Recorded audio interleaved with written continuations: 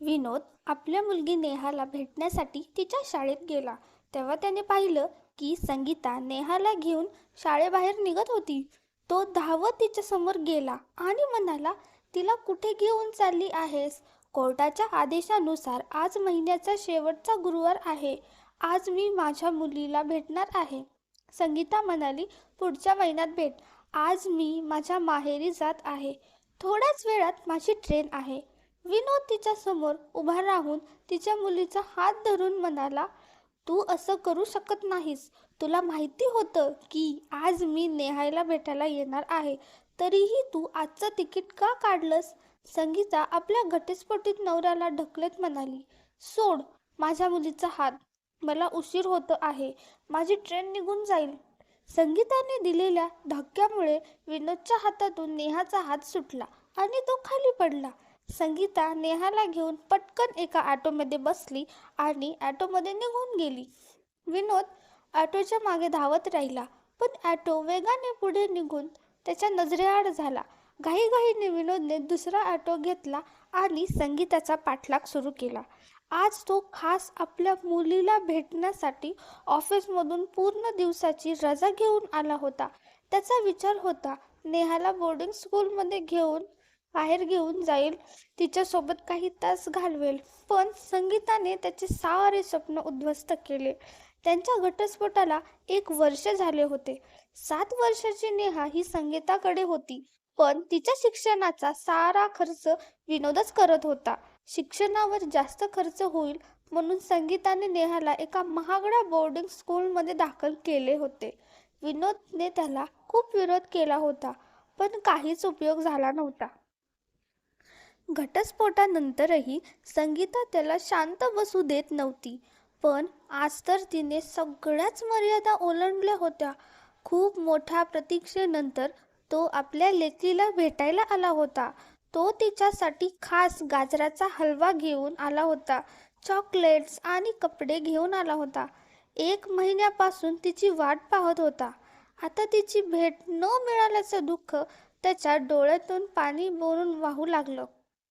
तो ॲटोमधून तिचा पाठलाग करत विचार करत होता, मी कोर्टात पुन्हा याचिका दाखल करेन. मी तिचा वडील आहे. ती मला भेटू देणार नाही. जर मला कस्टडी मिळाली असती तर माझी लेक आनंदाने माझ्या घरी राहिली असती. तिला आजी आजोबांचं प्रेम मिळालं असतं. त्या कडकबाईने तिला बोर्डिंग स्कूलमध्ये टाकलं आहे.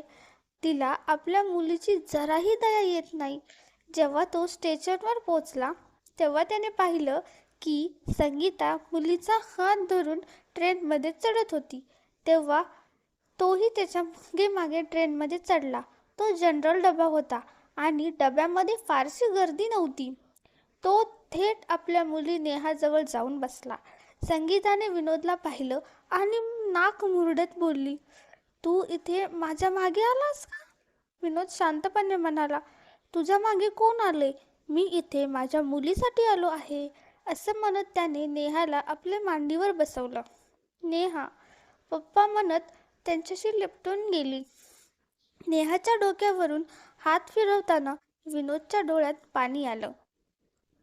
मग तो तिला आपल्या हाताने गाजराचा हलवा खाऊ घालू लागला. ट्रेन हळूहळू सुरू झाली होती. संगीता विचार करत होती, आता हा ट्रेनमधनं खाली उतरेल, पण विनोद तर नेहासोबत गप्पा मारण्यात मग्न होता. ट्रेनचा वेग आता वाढत चाललेला होता. संगीताने त्रासिक स्वरात विचारलं, संपूर्ण प्रवास माझं रक्त प्यायचं ठरवलं आहे का? खाली का उतरत नाहीयेस? विनोद म्हणाला, 4 तास तरी माझ्या मुलीसोबत प्रवासात घालवू दे. संगीताचं डोकं सकाळपासून दुखत होतं. ती खूपच चिडचिडलेली होती. ती रागाने बोलली, मला तुझा मनहूस चेहरा संपूर्ण प्रवासात पाहावा लागेल. असं मी अजिबात नकोय. पुढच्या स्टेशनला उतर. पुढच्या स्टेशननंतर मी तुला नेहाला स्पर्शही करू देणार नाही. विनोद काहीही बोलला नाही, फक्त दुःखाने तिला पाहत राहिला. ज्या क्षणी दोघांची नजर मिळाली त्या क्षणी संगीताने चेहरा दुसऱ्या बाजूला वळवला. विनोदला जाणवलं की संगीता या 1 वर्षात खूप बदललेली आहे. आता तिच्या चेहऱ्यावर पूर्वीसारखी चमक उरलेली नाही. ती खूपच चुकलेली, कमजोर दिसत होती. दोघांनी मिळून 8 वर्ष एकत्र घालवली होती. तो विचार करत होता, किती सुंदर दिवस होते ते. ही मला किती प्रेम करायची. जर मी थोडा उशीर केला तरी ती किती काळजी करायची. आणि आज मी तिच्या शेजारी बसलो आहे तरी माझं अस्तित्वच तिला असह्य होते. दुसरीकडे संगीता डोकेदुखीने त्रस्त झाली होती. 2दा पेनकिलर घेतल्या होत्या पण काहीही फरक पडत नव्हता. वरून विनोदच्या उपस्थितीमुळे तिचा मूड आणखीनच खराब झाला होता. ती विनोदला शिक्षा द्यायची इच्छित होती. तिला वाटत होतं की नेहाला भेटू न देऊन तिला त्रास देतील. पण तो तर तिच्या मागे ट्रेनमध्ये चढून आला होता, ज्याच्यामुळे तिचं डोकं अधिकच दुखायला लागलं होतं. घटस्फोटाच्या वेळी संगीताने त्याच्याकडून एकही पैसे नुकसानाची भरपाई किंवा निर्वाह भत्त्याच्या स्वरूपात घेतला नव्हता. घटस्फोट होताच तिने एका खाजगी कंपनीत नोकरी जॉईन केली होती. विनोद जो काही मेंटेनन्स देत होता तो फक्त आपल्या मुलीच्या शिक्षणासाठीच देत होता. संगीता त्याला दुखवू इच्छित होती की ती स्वतःहून स्वतःचा उदरनिर्वाह करू शकते. ती खूप हट्टी होती. डोकेदुखी कमी न झाल्यामुळे संगीताने आपले डोके ओढणीने घट्ट बांधून टाकलं. विनोदने बारकाईने तिच्याकडे पाहिलं आणि विचार करू लागला, ही ओढणी डोक्याभोवती गुंडाळतीयस म्हणजे याचं डोकं दुखत असणार, मला माहिती आहे. हिचं डोकं माझ्या हातून केलेल्या मसाजने शांत व्हायचं. जेव्हा डोके फार दुखत असेल तेव्हा तर हिला माझी आठवण येत असेलच. दुसरीकडे संगीता देखील हाच विचार करत होती.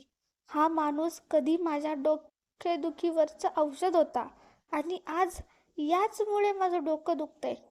कारण आज तो माझ्या टेन्शनचं कारण आहे. थोडंसं टेन्शन झालं की संगीता चटकन डोके धरून बसायची. ती कपाळ पकडून ट्रेनच्या खिडकीला खांदा लावून विनोदकडे नुसती पाहत बसली. अचानक विनोदने नेहाला दुसऱ्या बाजूला बसवलं आणि स्वतः संगीताजवळ येऊन बसला. तो तिच्या जवळ बसलेला पाहून संगीता चिडून त्याच्याकडे अशी नजर टाकते जणू ती विचारत होती, हे काय बेधडक वागणूक आहे. विनोद म्हणाला, एक गोष्ट सांगू. संगीता रागाने म्हणाली, काय आहे.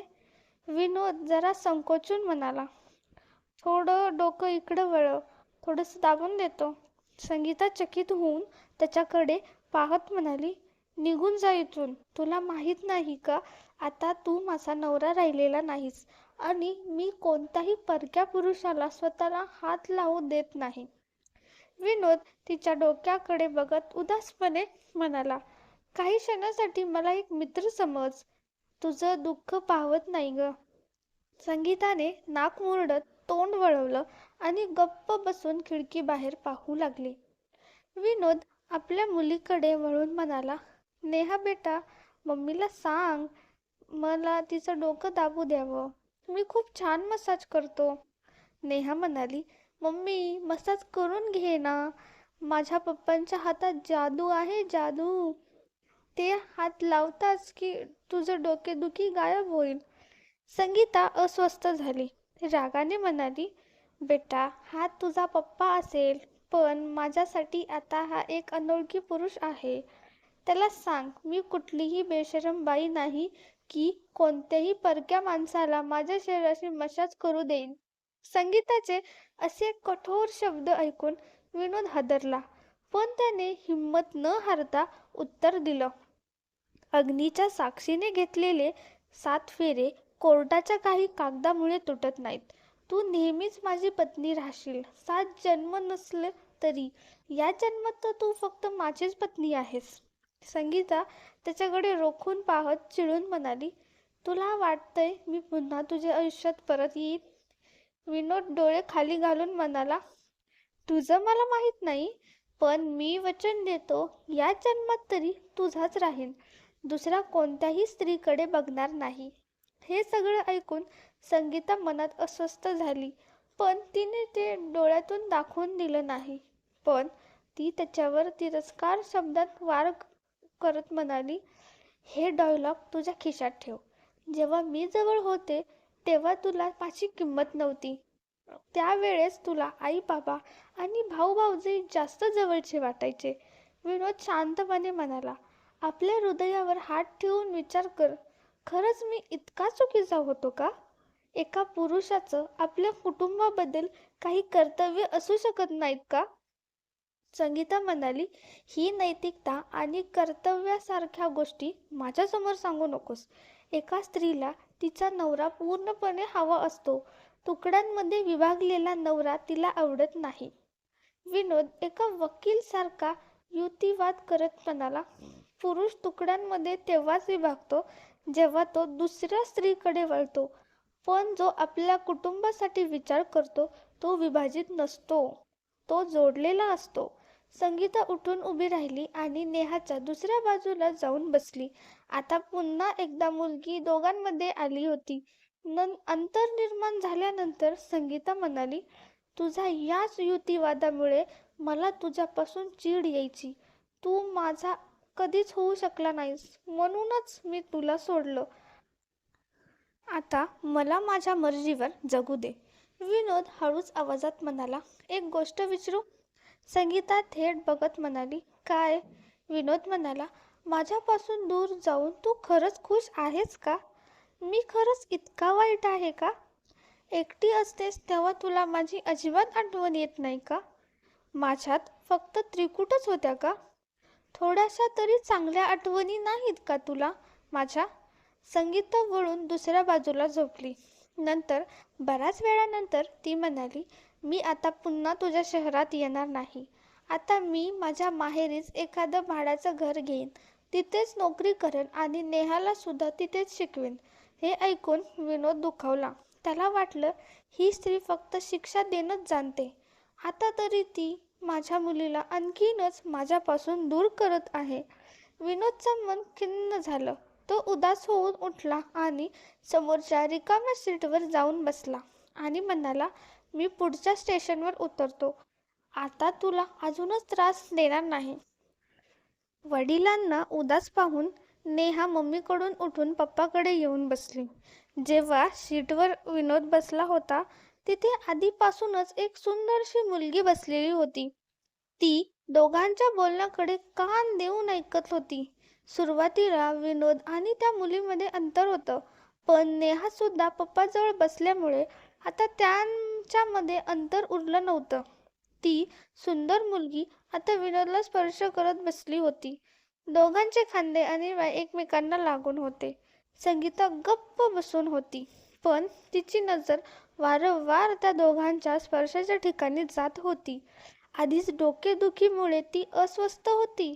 आता ती मुलगी विनोदला लागून बसल्यामुळे तिची चिडचिड वाढत होती. संगीता मनात विचार करत होती, ही मुलगी किती बेशरम आहे, मुद्दाम माझ्या नवऱ्याला लागते. विनोद तर तिच्यापासून लांब राहण्याचा प्रयत्न करतोय, पण ही त्याच्यात गुंततीये. संगीताने नीट पाहिलं, समोर बसलेला नवरा अजूनही हँडसम दिसत होता. उंच बांधा, रुंद खांदे, उभी छाती, भरगच्च शरीर. त्याच्यात अजूनही मुलींना भुरळ पाडणारी कशी शिल्लक होती. आता दोघांमध्ये बोलणं थांबलेलं होतं, पण नजरांची टक्कर मात्र शब्दांशिवाय सुरू होती. विनोद नेहाला तिचं सगळं आणलेलं सामान देत होता. जो तोफे तो मी तिच्यासाठी आणले होते. त्यांना पाहून स्त्रीसुलभ ईर्ष्या आणि जळजळीत मनस्थिती असलेली संगीता अधिक काळ आवरू शकली नाही. तिने डोक्यावर बांधलेली चुन्नी घट्ट बांधली आणि म्हणाली, नेहा, आपल्या पप्पांना सांग इथे येऊन बसायला. हे ऐकून विनोद विचित्र नजरेने संगीतात पाहिलं. जणू विचारत होता, जेव्हा नातंच उरलेलं नाही तर का सांगतेस की तुझ्याजवळ येऊन बसावं? त्याला संगीता पूर्वीसारखी वाटली. ती नजर जी ती कधी एखाद्या स्त्रीकडे सहज पाहिलं तर त्याच्यावर अधिकाराने रोखून बघण्याची.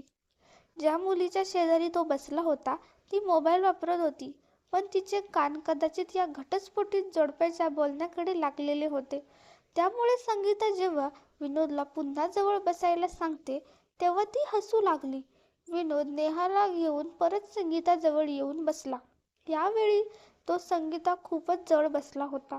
इतका जवळ की त्याने लावलेल्या सेंटचा सुगंधही संगीताच्या नाकात भासत होता. ती ओळखीची सुवासना मिळत संगीता विचार करू लागली, आज आजही हाच सेंट वापरतोय जो मी याला आणून द्यायचे. दूर राहूनही माझी आवड यांनी सोडलेली नाही. उदास विनोद होऊन म्हणाला, जर नेहाला माहेरी शिकवणार असशील तर मी तिला भेटणार कसा? संगीता म्हणाली, ट्रेनने येऊन जा, 4 तासाचं अंतर आहे. तो शांतपणे म्हणाला, तू हेच तर हवं मानतेस की मी तुमच्या दोघींच्या आयुष्यातून दूर राहावं. हे ऐकून संगीता गप्प राहिली. बरीच वेळ गेल्यानंतर तो पुन्हा म्हणाला, आई बाबा म्हणतायत की मी दुसरं लग्न करावं. हे ऐकून संगीता चिडली आणि म्हणाली, माझ्यापाशी काय म्हणतोस? तुझी मर्जी आहे. मी तर तुला 1 वर्षापूर्वीच मुक्त केले. आता माझी परवानगी घेऊन लग्न करणार आहेस का? तिचे हे टोकाचे शब्द ऐकून विनोद शांत राहिला. तो काहीच न बोलल्यावर संगीता म्हणाली, आता काही वेळापूर्वीच तर म्हणत होतास की मी या जन्मात कायम तुझाच राहीन, परकी स्त्रीकडे पाहणारी नाही. तुम्ही पुरुष ना असंच करता. एकटं राहणं तुम्हाला झेपत नाही. विनोद स्पष्टीकरण देत म्हणाला, मी कधी म्हणालो दुसरं लग्न करतोय? आई बाबा जे म्हणत होते ते सांगत होतो फक्त. तेच सांगत होतो मी. भाड्यात गेलं तुझ्या आईवडिलांचं म्हणणं. आणि काय तूही? मला काय घेणं त्यांच्याशी? आणि असं म्हणत संगीता डोकं दोन्ही हाताने दाबू लागली. विनोद म्हणाला, खूप दुखतंय का? दे ना, दाबून देऊ का? शेवटचं का होईना एकदा तरी तुला स्पर्श करू दे. असं म्हणताना विनोदच्या डोळ्यात पाणी आलं. संगीता काहीही बोलली नाही. तेवढ्यात ट्रेन हळू झाली. विनोद म्हणाला, कदाचित स्टेशन आलंय, मी उतरतो आता. असं म्हणत त्याने आपल्या मुलीला प्रेमाने जवळ घेतलं आणि म्हणाला, मी जातो बेटा. पुढच्या महिन्यात पुन्हा येईन भेटायला. छान राहा. मम्मीला त्रास देऊ नको आणि तिची काळजी घे. ट्रेन थांबली होती. विनोदने संगीताकडे पाणवलेल्या नजरेने पाहून म्हणाला, आपली काळजी घे. जर कधी वाटलं की एकटं राहणं शक्य नाही, फक्त एक फोन कर. मी एकही प्रश्न न विचारता आपला घटस्फोट विसरून तुला न्यायला येईन. असं म्हणत तो निघाला. तो निघताच होता की कुणीतरी मागून त्याचा हात धरला. तो न वळताच म्हणाला, जाऊ दे बेटा, छोटं स्टेशन आहे, गाडी निघून जाईल. तेव्हा त्याच्या कानांमध्ये संगीताचा आवाज आला, मीही सोबत चालले आहे, माझी बॅग उचल. विनोद पटकन वळून पाहतो. त्याचा हात नेहाने नाही संगीताने धरलेला असतो. त्याने पाहिलं, संगीताच्या डोळ्यातून अश्रू ओघळत होते. तो आनंदाने ओरडला, तू खरंच येतीयस? ती रडत रडत म्हणाली, हो मी येतीये. माफ कर मला, माझ्या हट्टीपणामुळेच घटस्फोट झाला. पण तुझ्यापासून दूर राहणं 1 वर्षातच मी थकले आहे. आता एकटं राहवत नाही. विनोद जणू धक्क्यातच होता. तो वेड्यासारखा तिच्याकडे बघत राहिला. संगीता म्हणाली, काय बघतोयस? गाडी सुटेल. आता पटकन बॅगा उचला आणि खाली उतरा. त्या घाईघाईने बॅग उचलली, मुलीचा हात धरला आणि ट्रेनमधनं खाली उतरला. थोड्या वेळाने ते दोघं परतीच्या ट्रेन पकडून घरी जात होते. संगीताने ती डोक्यावरची चुन्नी काढली होती. तिचं डोकं आता विनोदच्या मांडीवर होतं आणि ते हळूहळू तिच्या डोक्याची मालिश करत होता. संगीताचं सगळं दुःख अचानक नाहीसं झालं होतं. तिला वाटत होतं की जणू साऱ्या गुंतागुंती संपल्या आहेत आणि ती पुन्हा सुरक्षित हातांमध्ये परतली आहे. विनोद तिच्या केसांमध्ये बोटं फिरवत म्हणाला, एक गोष्ट विचारू? ती डोळे बंद ठेवून म्हणाली, विचार ना. विनोद म्हणाला, खूपदा मी तुला समजू शकत नाही. तू काय बोलतेस पण वागतेस वेगळंच. ती डोळे न उघडता म्हणाली, जेव्हा काही कळत नसेल तेव्हा डाफरून विचारायचं, मी सांगीन. विनोद म्हणाला, मला राग येत नाही ग. संगीता हसून म्हणाली, खूपच साधं आहेस, म्हणूनच आपला घटस्फोट झाला. विनोद म्हणाला, आता घरी चालली आहेस, पण जर माझ्या आईशी पुन्हा पटलं नाही तर काय करशील? उठून त्यांच्या डोळ्यात पाहत म्हणाली, तुझ्यापासून दूर राहून मला सगळं कळून चुकलं आहे. तुझे आई वडील तुझी जबाबदारी आहेत. मग माझंही कर्तव्य आहे की त्यांना माझी जबाबदारी समजावं.